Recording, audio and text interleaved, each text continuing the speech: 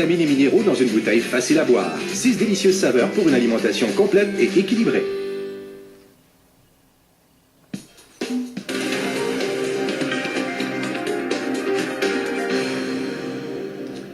La Cour suprême du Canada a tranché. Un État a le droit de forcer un mineur de moins de 16 ans à recevoir une transfusion sanguine si sa vie est en danger et même si sa religion le lui interdit. Marc Godbout nous explique ce jugement complexe dans ses subtilités. 6 juges contre 1.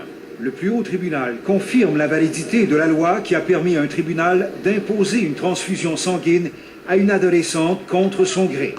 La plaignante voulait faire casser une loi manitobaine, mais à défaut d'obtenir gain de cause, son avocat croit qu'elle a eu droit au respect. Voici l'adolescente, à l'âge de 14 ans, au début de sa bataille judiciaire. Membre des témoins de Jéhovah, elle souffrait d'hémorragie interne. Ses parents et elle s'opposaient à la transfusion pour des motifs religieux. Une ordonnance de la Cour allait permettre aux médecins de lui donner du sang.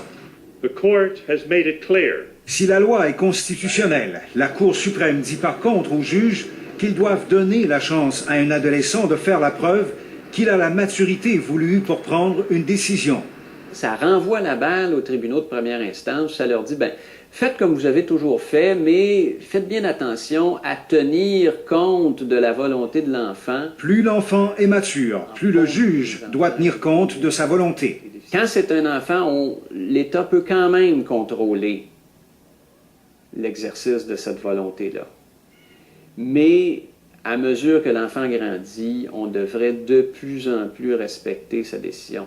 While AC has technically lost her constitutional challenge. Techniquement, l'adolescente n'a pas gagné, mais au fond, elle a obtenu ce qu'elle recherchait.